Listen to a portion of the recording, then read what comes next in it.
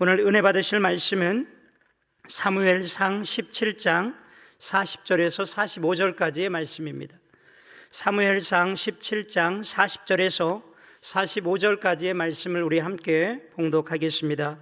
손에 막대기를 가지고 시내에서 매끄러운 돌 5을 골라서 자기 목자의 제구 곧 주머니에 넣고 손에 물매를 가지고 블레셋 사람에게로 나아가니라. 블레셋 사람이 방패든 사람을 앞세우고 다윗에게로 점점 가까이 나아가니라.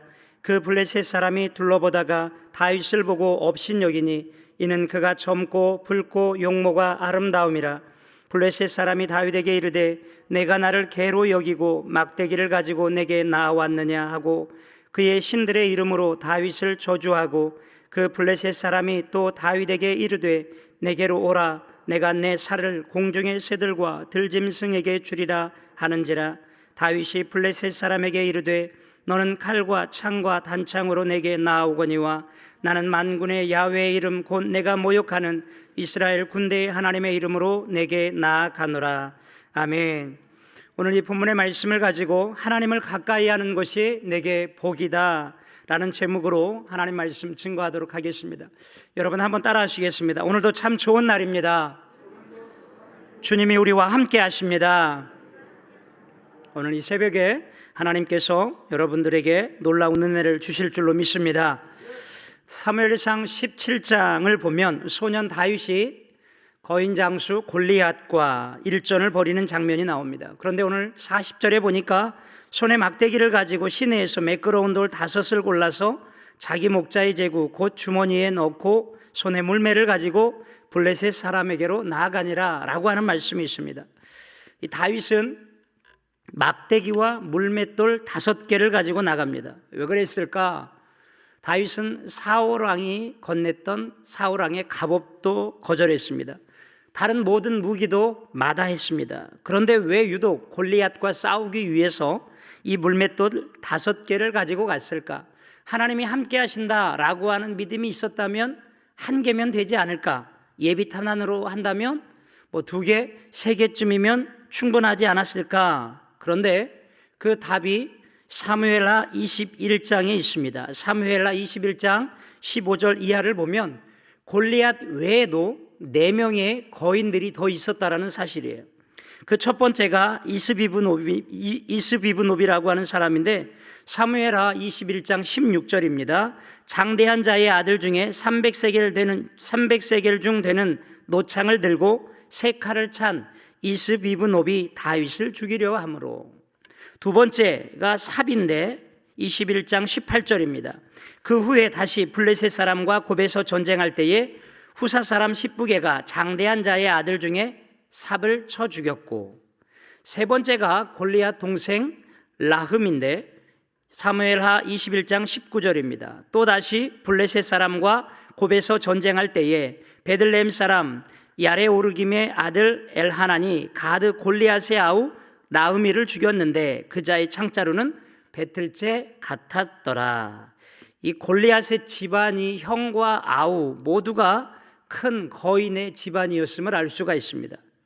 그리고 네 번째 사람은 이름은 안 나왔지만 손가락, 발가락이 6개씩 있는 기형의 거인이었습니다. 사무엘하 21장 20절입니다. 또 가드에서 전쟁할 때에 그곳에 키 큰 자 하나는 매 손과 매 발에 가락이 6씩 모두 24가락이 있는데 저도 장대한 자의 소생이라.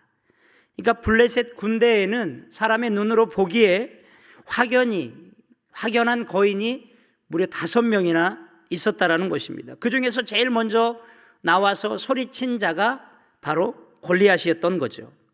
골리앗의 키는 6규빗하고 1뼘입니다. 그러니까 한 규빗이 약 45cm 정도 되고 한 뼘이 20cm 정도 되니까 계산을 해보면 골리앗의 키는 2m 90 이 정도 되는 거죠. 그러니까 사람의 키가 여러분 2m만 넘어도 눈에 확 띄지 않습니까? 그런데 2m 90 정도 되는 거인이 나란히 서 있었다고 한다면 멀리서도 당연히 육안으로 보였으리라고 생각을 합니다. 그러면 궁금증이 풀리죠. 왜 다윗이 물맷돌 5개를 가지고 나갔는가? 다윗은 골리앗을 해치우고 나머지 4명의 거인도 다 물리치려고 했던 것이죠. 그런데 다윗이 골리앗을 물리치자 블레셋 사람들이 다 도망가 버렸습니다. 그리고 나머지 4명의 거인들은 나중에 다윗과 그의 부하들의 손에 의해서 모두 다 죽임을 당하게 되죠. 사무엘하 21장 22절입니다. 이 4사람 가드의 장대한 자의 소생이 다윗의 손과 그 신복의 손에 다 죽었더라. 그렇다면 다윗이 골리앗 앞에서 그리고 골리앗을 물리칠 수 있었던 힘의 원천이 무엇이었을까? 그것은 담대함이었고 다윗의 용기였다고 생각을 합니다. 이 담대함이라고 하는 것은 겁이 없고 배짱이 두둑하다라고 하는 의미죠. 다윗이 그 큰 거인 골리앗 앞에 나갈 수 있었던 것이 바로 이 담대한 배짱이었습니다. 또 다윗의 용기였는데, 용기는 말 그대로 용감한 기운이죠. 씩씩하고 굳센 사물을 겁내지 않는, 두려워하지 않는 마음이다라는 것입니다. 그렇다면 다윗이 가지고 있는 이 담대함과 용기, 이 용기와 담대함은 도대체 어디에서 나오는 것일까? 3가지로 살펴보겠는데, 관점과 집중, 그리고 하나님과의 거리입니다. 첫 번째 살펴볼 내용은 용기와 담대함은 관점에서 나온다라는 사실이죠. 관점이라고 하는 것은 우리가 사물이나 현상을 살펴볼 때 그 사람이 보고 생각하는 거나 태도나 방향을 의미합니다. 그러니까 내가 무엇을 어떻게 보느냐에 따라서 내 생각과 태도가 달라질 수 있다는 것이죠. 다윗은 이제 15, 16, 17 이 어린 나이의 소년이었습니다. 전쟁터에 나가본 경험도 없고 전쟁을 한 번도 치러본 경험이 없습니다. 반면에 골리앗은 전장에서 소문난 백전노장의 장수였죠. 그리고 사울 왕과 이스라엘이 두려워하는 공포의 대상이었습니다. 이 두려움의 공포가 얼마나 컸던지 골리앗이 40일 동안 이스라엘 군대 앞에 나와서 소리를 질렀는데, 이 40일 동안의 대치 상황 속에서 이스라엘 군대가 한 것이라고는 골리앗 앞에서 두려워 떤 것밖에 없는 것이었습니다.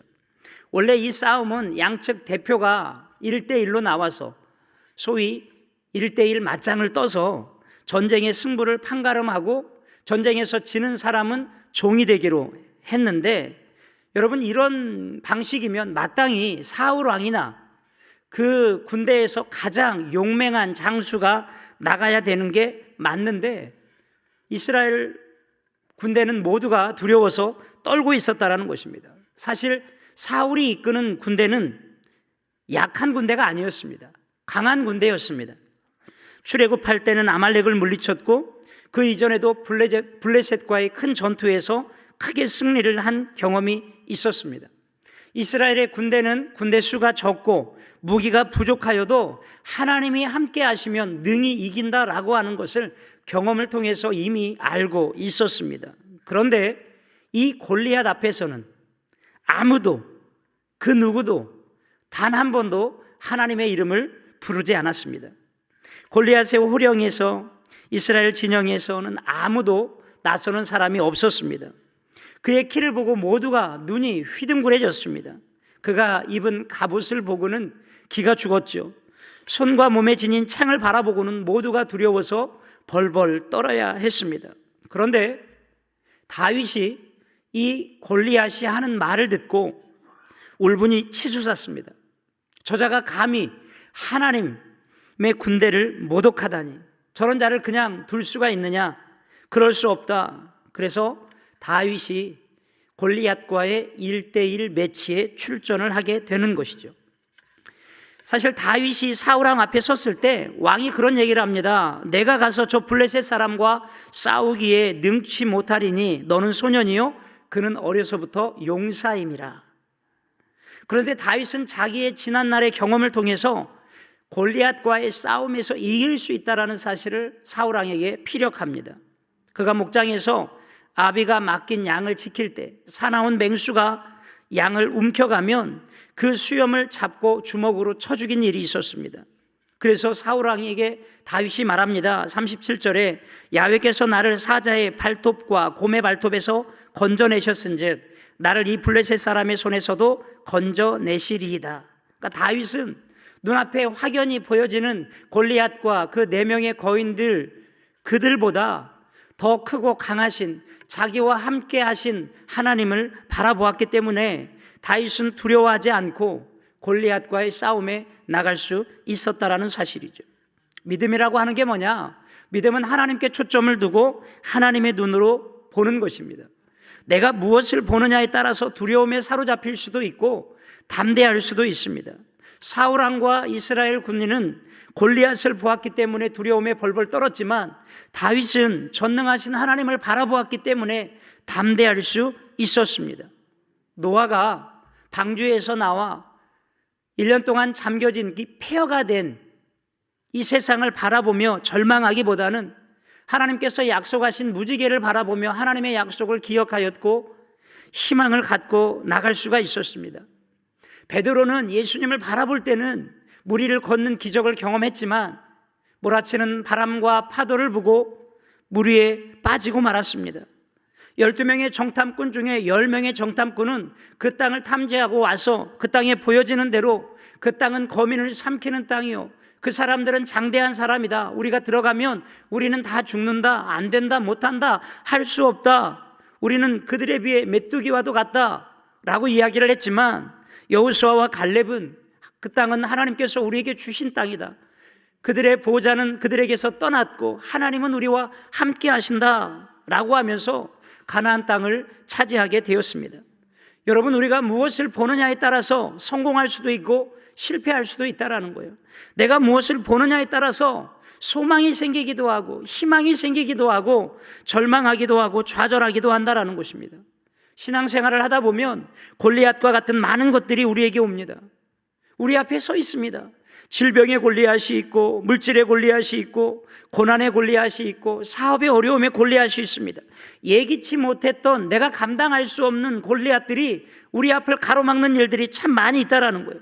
그때 어떻게 해야 되느냐? 그때 두려워서 떨며 낙심하고 절망할 것이 아니라 우리의 시선을 하나님께 두어야 한다라는 것이죠.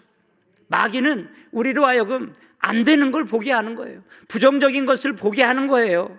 안 되는 상황과 불가능한 환경을 바라보게 하므로 두려워하고 낙심하게 하고 포기하게 하고 좌절하게 한다라는 것입니다. 여러분, 오늘 여러분들 앞을 가로막고 있는 골리앗과 같은 것들이 무엇이 있습니까? 골리앗과 같은 문제와 고난을 바라보지 말고 이 문제와 고난을 통해서 기적과 은혜와 축복을 주시는 하나님을 바라보시기를 바랍니다. 주님이 말씀하시죠. 믿음의 주여 온전케 하시는 이 예수를 바라보라. 예수를 바라보라. 예수를 바라보라. 예수를 바라보라. 이 아침에 예수님을 바라볼 수 있는 눈을 갖게 되는 믿음의 백성들이 다 되시기를 바랍니다.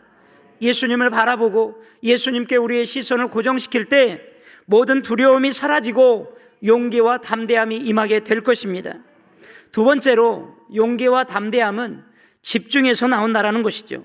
사무엘상 17장 4절에서 7절 말씀을 보면 블레셋 사람들의 진영에서 싸움을 도두는 자가 왔는데 그의 이름은 골리앗이요 가드 사람이라. 그의 키는 6규빗 1뼘이요 머리에는 노투구를 썼고 몸에는 비늘 갑옷을 입었으니 그 갑옷의 무게가 놋 5,000세겔이며 그의 다리에는 놋 각반을 쳤고 어깨 사이에는 놋 단창을 메었으니 그 창자루는 배틀채 같고 창날은 철 600세겔이며 방패든 자가 앞서 행하더라. 그러니까 골리앗은 이 다윗과의 싸움에서 완전 무장을 하고 나옵니다. 2m 90의 큰 키에 머리에 노투구를 썼고 57kg나 되는 갑옷을 입었고 어깨에는 놋 단창을 메었고 정강이에는 놋쇠를 달았고 그의 손에는 7kg 날을 가진 대창이 있었고 그의 앞에는 큰 방패를 든 전담 군인이 서 있었다라는 거예요. 그런데 다윗은 뭘 가지고 가느냐? 막대기 하나 하고요 돌과 물매를 가지고 나갑니다. 그 모습을 보고 골리앗이 열받지 않았겠습니까? 네가 나를 개로 여기느냐? 그런데 여러분, 다윗이 45절에 말하잖아요. 만군의 야훼 이름, 이스라엘 군대 하나님의 이름으로 내게 나아가노라. 또 47절에 말합니다. 야훼의 구원하심이 칼과 창에 있지 않다. 전쟁은 야훼께 속한 것이다. 무슨 말이냐? 전쟁의 승패는 조건에 있는 것이 아니라, 무기에 있는 것이 아니라 하나님께 달려 있다라는 거예요. 하나님께 집중하고 하나님의 이름으로 무장하고 하나님의 이름을 앞세우고 나아갔더니 승리하게 되더라는 것입니다. 어떤 집사님이 사업하다가 사업이 어려워졌습니다. 물론 재정적인 문제였겠죠. 어떻게 할까 고민하다가 자기 생각을 앞세우기 시작을 했습니다. 돈 많은 사람을 만나면, 찾아가면, 도움을 구하면 좀 해결되지 않을까. 그런데 어느 날 답답한 마음으로 이사야서 31장을 읽는데 말씀이 눈에 확 들어오기 시작하더라는 것입니다. 1절부터 3절 말씀 보겠습니다. 도움을 구하러 애굽으로 내려가는 자들은 화 있을진저. 이 말씀을 읽다가 가슴이 뜨거워지기 시작합니다. 도움을 구하러 애굽으로 가는 자, 이거 내 얘기구나. 계속해서 성경을 읽어갑니다. 그들은 말을 의지하며 병거의 많음과 마병의 힘이 강함을 의지하고 이스라엘의 거룩하신 이를 앙모하지 아니하며 야훼를 구하지 아니하나니 야훼께서도 지혜로우신즉 재앙을 내리실 것이라. 그의 말씀들을 변하게 하지 아니하시고 일어나서 악행하는 자들의 집을 치시며 행악을 돕는 자들을 치시리니 애굽은 사람이요 신이 아니며 그들의 말들은 육체요 영이 아니라 야훼께서 그의 손을 펴시면 돕는 자도 넘어지며 도움을 받는 자도 엎드러져서 다 함께 멸망하리라. 그러니까 집사님이 이 말씀을 읽는 순간, 그렇지, 내가 지금 어렵다고 하나님을 앞세우지 않고 하나님께 묻지도 않았구나. 그리고 하나님 앞에 나와 무릎 꿇고 기도하기 시작했답니다. 하나님 죄송합니다. 사업이 어렵다고 사람을 찾았습니다. 애굽을 찾았습니다. 이제는 하나님을 앞세우겠습니다. 하나님, 문제를 해결해 주십시오. 간절히 기도할 때 하나님께서 사람을 만나게 하셔서 사업의 어려운 문제가 말끔하게 해결해 주셨다라는 사실입니다. 여러분, 하나님께 집중할 때 문제가 해결되는 것입니다. 하나님을 앞세울 때 문제가 해결되는 것입니다. 얼마 전 미국에서 목회하시는 목사님의 말씀을 들었을 때 저는 큰 충격을 받았습니다. 사실 미국의 영적 상태를 호흡기를 끼고 있는 상태라고 말씀을 하셨습니다. 미국은 하나님의 이름이 있지만, 청교도의 신앙이라고 하는 이름이 있지만 점점 더 하나님을 경외함도 사라지고 청교도의 그 뜨거운 열정, 신앙도 사라지고 있다고 합니다. 올해 조 바이든 대통령 취임식을 했는데 미국은 아직 기독교 국가여서 대통령이 취임할 때쯤 되면 목사님이 나와서 축복 기도를 한다고 합니다. 그런데 이번에 기도했던 실베스타 비만 목사님이 어떻게 기도를 했느냐, 이렇게 기도했다라는 거예요. 조 바이든 대통령과 영부인 그리고 그의 가족에게 하나님의 은혜를 내리소서. 다양한 종교의 이름으로 아멘. 미국은 하원을 개원할 때도 우리 국회죠, 목사님을 모시고 목사님이 기도하고 난 다음에 하원 회의를 시작한다고 합니다. 올해도 임마누엘 크리에이브라고 하는 목사님이 나와서 기도를 했는데 이렇게 기도했다라는 거죠. 이 모든 것을 유일하신 신 브라만 혹은 다양한 종교에서 다양한 이름으로 불려지는 신의 이름으로 기도합니다. 에이멘, 에이우먼. 제가 이 설교를 듣고 귀와 눈을 의심했어요. 그리고 다시 뒤로 가서 그 부분을 다시 들었습니다. 유일한 신 브라만 혹은 다양한 종교에서 다양한 이름으로 불려지는 신의 이름으로 기도합니다. 에이멘, 에이우먼. 제가 이것을 듣고 굉장히 깜짝 놀랐어요. 미국이 지금 이런 상황이구나.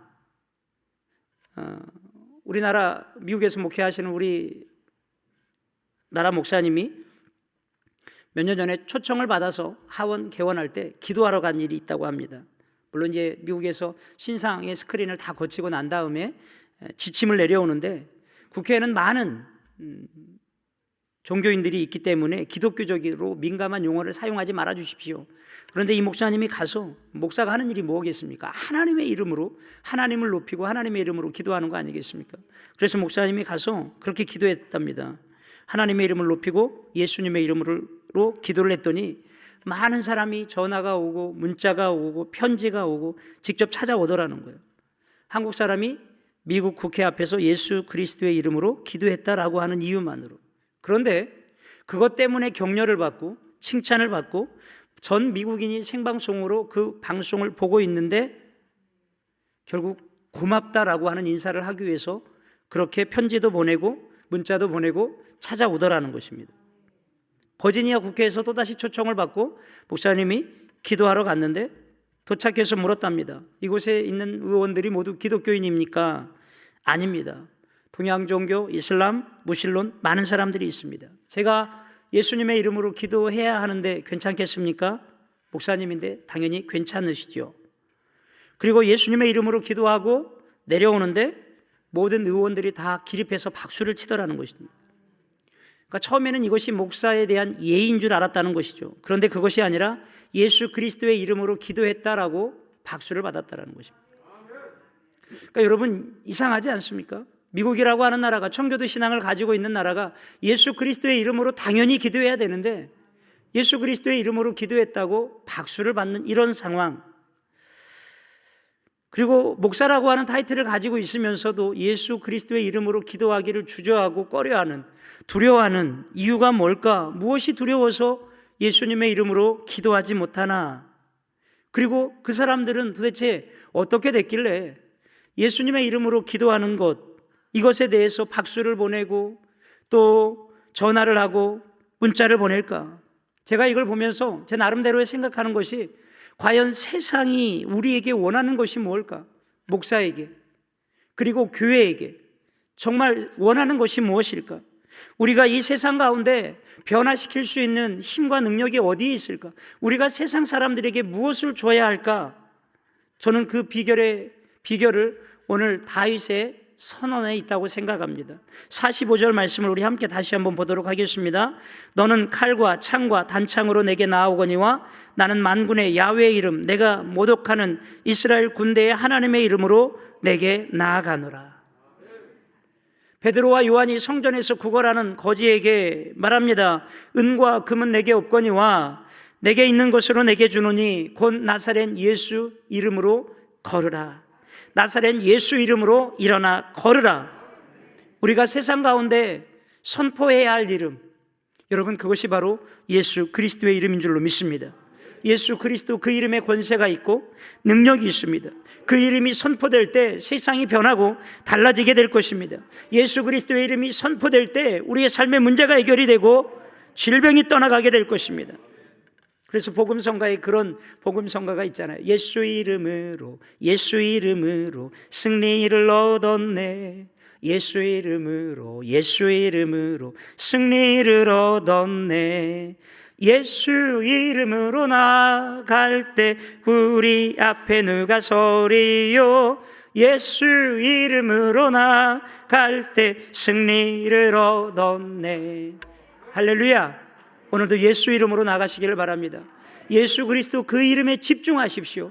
그 이름을 붙드십시오. 그 이름으로 나아갈 때 여러분 악한 원수마귀가 두려워 떨게 될 것이며 병만은 쫓겨날 것이며 문제는 해결될 것이며 가난은 떠나갈 줄로 믿습니다. 시편 50편 15절에 환난 날에 나를 부르라. 내가 너를 건지리니 내가 나를 영화롭게 하리라고 말씀하셨습니다. 우리가 예수 그리스도의 이름을 부를 때에 하나님께서 역사하시게 될 줄로 믿습니다. 마지막 세 번째, 용기와 담대함은 하나님과의 거리에서 나온다는 사실이죠. 다윗이 골리앗 앞에서 담대할 수 있었던 이유가 뭐냐? 저는 그것을 하나님과의 거리에서 찾을 수 있다고 생각합니다. 하나님과의 친근한 거리에 있는 사람, 두려움이 떠나가고 용기가 솟아나게 되죠.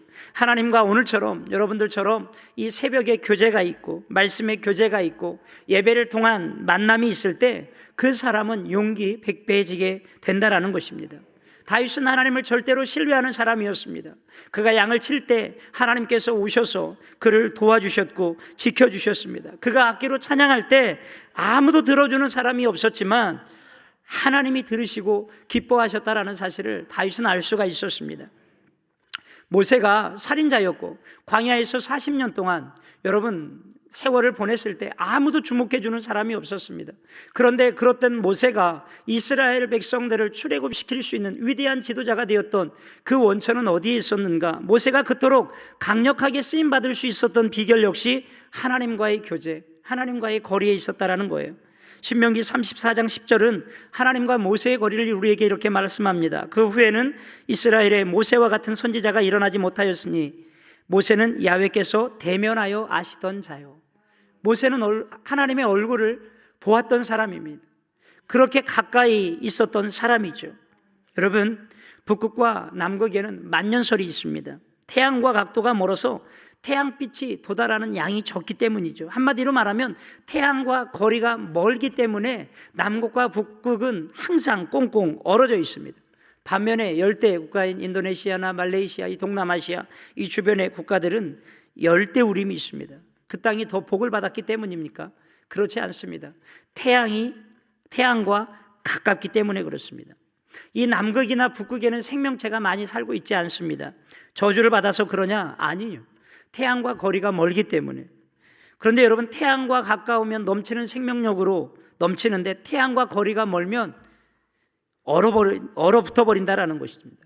우리의 마음이 동토가 돼버린 이유, 우리 마음이 얼어버린 이유, 우리 마음이 굳어버린 이유가 뭐냐? 우리의 삶의 심령이 메마르고 은혜가 사라지는 이유가 뭐냐? 왜 두려워하느냐? 왜 염려하느냐? 왜 걱정하느냐? 하나님과의 거리가 멀기 때문이라는 거예요. 예배를 등한시하고요, 기도 생활을 소홀히하고 새벽을 멀리하면 그 사람 주변이 점점 하나씩 얼어붙게 됩니다. 우리는 우리의 삶이 얼어붙으면 무슨 특별한 노력을 해야 되고 발버둥 쳐야 그 상황에서 벗어나는 줄 아는데 여러분, 그게 아니에요. 하나님께 가까이 가면 됩니다. 하나님과의 거리가 가까워지면 우리의 삶에 얼어붙어 버린 모든 것들이 다 녹아지게 된다는 것입니다. 어떤 사물을 잘 보려면 망원경이나 현미경의 도움이 필요합니다. 망원경은 아주 먼 곳을 볼 수가 있죠. 현미경은 아주 가까운 곳까지도 볼 수가 있습니다. 이런 기구, 이런 도구가 없을 때 어떻게 해야 하느냐? 내가 잘 볼 수 있는 방법 아주 간단하죠. 가까이 가면 됩니다. 가까이 가서 보면 잘 보이는 거예요. 우리가 하나님을 보려면 하나님께로 가까이 가야 합니다. 새벽 예배도 드리고 철야 예배도 드리고 성경 통독도 하고 예배를 통해서 할 수만 있으면 하나님께로 가까이 가야 합니다. 그때 삶의 문제가 다 녹아내리게 되는 것이죠. 가까이 가면 그때부터 능력이 나타나게 되는 거예요. 여러분, 하나님은 우리에게 더 나아지라고 말씀하지 않습니다. 더 가까이 오라고 말씀합니다. 더 나아지는 것은 능력의 문제예요. 여러분, 능력의 문제는 우리가 아무리 노력한다 해도 한계에 부딪힐 수가 있어요. 아무리 노력한다고 해도, 아무리 연습한다고 해도 여러분, 우사인 볼트처럼 우리가 100m를 9초대에 달릴 수가 있겠습니까? 그런데요, 가까이 하는 것은 능력과 상관없이 누구나 할 수가 있다라는 것입니다. 누가복음 10장에 보면 마리아와 마르다의 이야기가 나옵니다. 마리아의 능력이 뭐냐? 예수님을 가까이 한 것이죠. 예수님께 가까이 가니 예수님께서 기뻐하신 거예요. 마르다는 열심히 무엇인가를 준비해서 예수님을 섬기려고 했지만 예수님이 원하시는 것은 그것이 아니라 나에게 가까이 있는 것을 원하셨다라는 것입니다. 여러분, 술 잘 마시는 사람을 가까이 하면 여러분, 술을 배우게 되는 거예요. 화투를 좋아하는 사람을 가까이 하면 화투를 배우게 되고, 골프를 가까이 하는, 좋아하는 사람을 가까이 하면 골프를 치게 되는 거예요. 기도를 많이 하고 싶습니까? 기도를 많이 하는 사람에게 가까이 가십시오. 그러면 기도를 많이 할 수 있게 됩니다. 누구 옆으로 가느냐가 중요합니다. 여러분, 가까이 가면 능력이 나타나기 시작한다라는 거예요. 여러분들 마음에 두려움이 있습니까? 미래에 대한 불투명한 게 있고 사는 게 힘들다고. 여러분, 어디에 문제 있습니까? 나와 하나님과의 거리에 문제가 있습니다. 하나님께 가까이 가면 모든 것이 변화될 줄로 믿습니다. 시편 73편 28절 말씀입니다. 하나님께 가까이함이 내게 복이라. 내가 주 야훼를 나의 피난처로 삼아 주의 모든 행적을 전파하리이다. 성도의 능력이 어디에 있느냐?